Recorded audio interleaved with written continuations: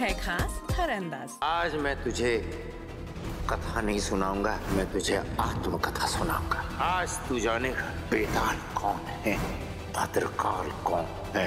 नहीं नहीं नहीं बेताल, तुम विक्रम को कोई कथा नहीं सुना सकते। भद्रकाल, तुमने मुझसे छल किया है।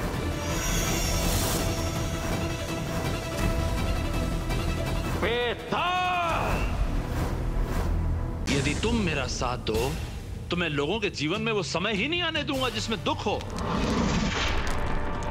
भद्रकाल, इस यज्ञ के प्रभाव से जीव जंतुओं की मृत्यु क्यों हो रही है? मैंने तय किया है कि अब मैं परमात्मा बनूंगा। जानते हो कैसे? इस यज्ञ में तुम्हारी आहुति देकर। बेताल, मैं विष्णु तुझे श्राप देता हूँ। तू तब तक मृत प्राय पड़ा रहेगा जब तक कोई रोहिणी और पुष्यक नक्षत्रों को एक साथ एक ही तीर से भेद न दे। मेरे द्वारा दिए गए श्राप को तूने खंडित कर दिया। सन्यासी, कौन छुपा आपके सन्यासी वेश के पीछे? भद्रकाल हूँ मैं। हमने अपना वचन पूरा करने से मना नहीं किया सन्यासी, किंतु हमारी प्रजा, हमारे परिवार का क्या? ये लो राजन, तुम जाओ, जाकर अपनों को मृत्यु दे दो और तुम्हें उनका जीवन मिल जाएगा। क्या हुआ महाराज? इस समस्या का कोई हल निकला कि नहीं महाराज? समस्या का हल तो निकला है महारानी, किंतु हम निश्चित रूप से नहीं कह सकते इससे समस्या समाप्त होगी या और बढ़ेगी। आप सगुनों की गोद में ही अपना बच्चा रख दिया। आप ऐसा अनर्थ कैसे कर सकते हैं? आपको कुछ समय के लिए हमारे पुत्र से दूर रहना होगा। अगले दिन पूरे महल में कोहराम मचा था। दीदी, आपने हमारे पुत्र को कहीं देखा क्या? हमारा पुत्र कहीं नहीं मिल रहा। राजन, उस संतान को पाने के लिए सुदेहा ने सब कुछ सहा, किंतु कैसे वो उसी संतान की हथियारनी बन गई? का पुत्र आपको ये वचन देते हैं, आपका कार्य चाहे कितना भी संभव क्यों ना हो, मैं उसे अवश्य पूरा करूंगा। अपना पितृ ऋण अवश्य चुकाऊंगा मैं। तुम्हें अपना पितृ ऋण चुकाने के लिए अपनी माता की हत्या करनी होगी।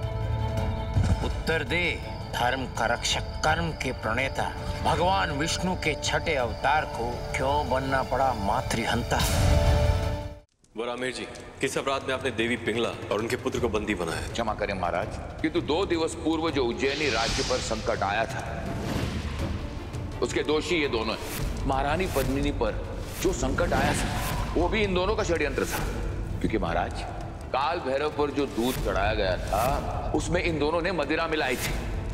राजन, अब देखना ये है कि अपनी माता समान भाभी और उसके पुत्र का न्याय कर पाता है अथवा नहीं।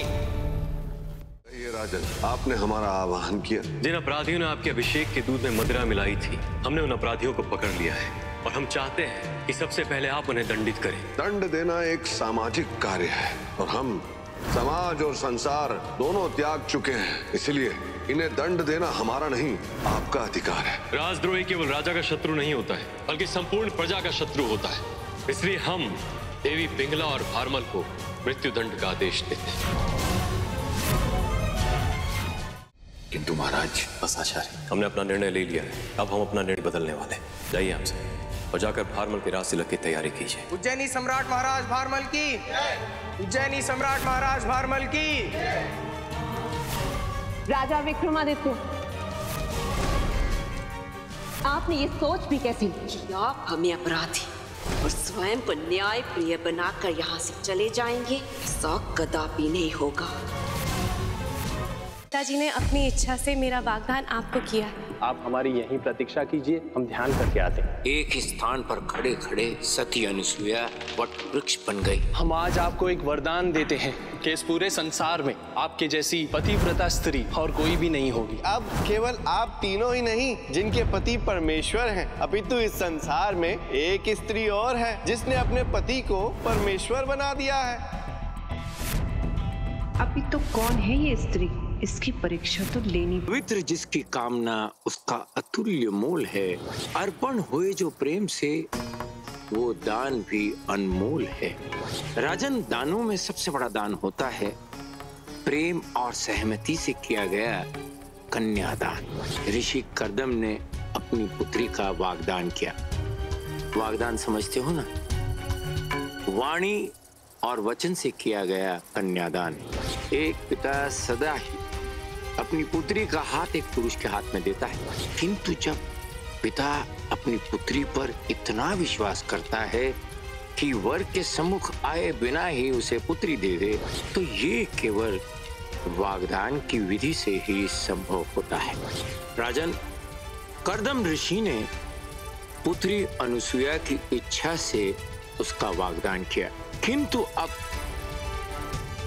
देवी अनुसुईया के सम्मुख थी एक समस्या अपने पति को खोजने की, क्योंकि कोई नहीं जानता था इस समय अत्रि ऋषि तपस्या कहाँ कर रहे हैं।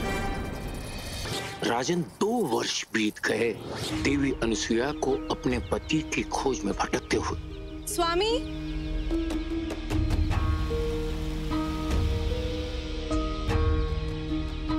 स्वामी, कहाँ हैं आप स्वामी? इन 2 वर्षों में सभी तपस्थलियों में भटकने के पश्चात देवी अनुसुईया ऋषियों के सबसे बड़ी तपस्थली में जा पहुंची, हिमालय पर्वत पर।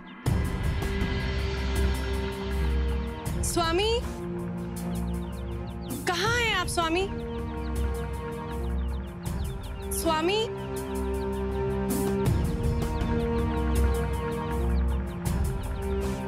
देवी,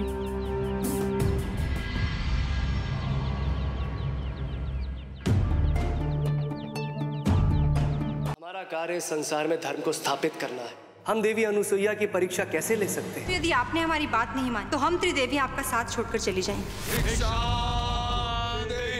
आइए, आसन ग्रहण कीजिए। आपको हमें एक वचन देना होगा कि आप हमें भोजन हमारे नियमों के अनुसार ही कराएंगे। मैं अत्रि पत्नी अनुसुईया आप सबको वचन देती हूँ कि आप ही के नियमों और आप ही के विधान के साथ मैं आपको भोजन कराऊंगा। हम यजमान के यहाँ भोजन केवल तभी करते हैं जब यजमान हमें निर्वस्त्र होकर भोजन करवाए। बता राजन, देवी अनुसुईया निर्वस्त्र रूप में कैसे कराएगी देवों को भोजन?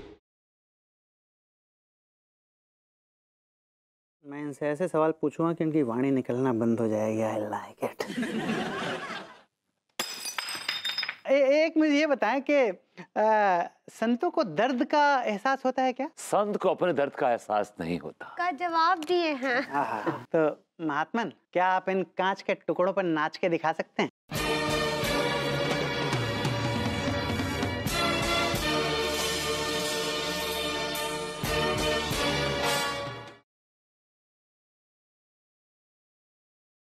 तुम्हारी माँ वहां है। अभी जाकर तुम्हारी शिकायत करता हूँ तुम्हारी माँ से।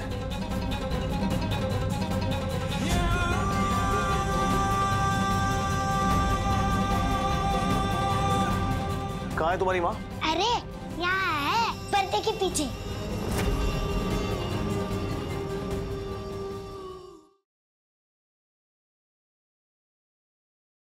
बात हुकुम, ऐसे अचानक से बुला लिया आपने। विदिता से कोई गलती होगी क्या? बात गलतियां करके सुधारने से ज्यादा ही आगे बढ़ चुकी है अश्विन। इसलिए आज मैंने फैसला किया है कि मैं ये शादी तोड़ रही हूँ।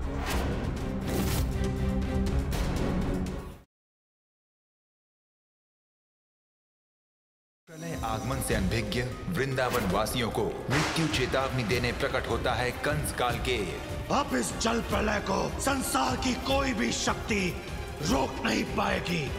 अपने उस भगवान का स्मरण कर लो जिससे मचता है ब्रिजमंडल में हाहाकार। और आखिरकार श्री कृष्ण ब्रिजमंडल में आगमन करेंगे मत्स्य अवतार का।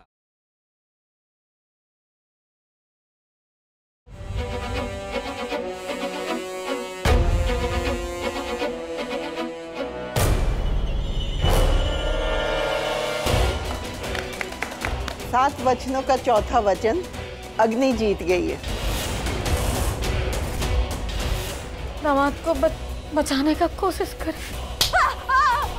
अपना ताकत और अपना जबान संभाल कर रखो। 2 चुनिया हमारी, 2 चुनिया तुम्हारी, हिसाब बराबर। तो अब शुरू होगी असली लड़ाई। प्यार और जंग, उसमें सब जायज है। तो ये प्यार की जंग है।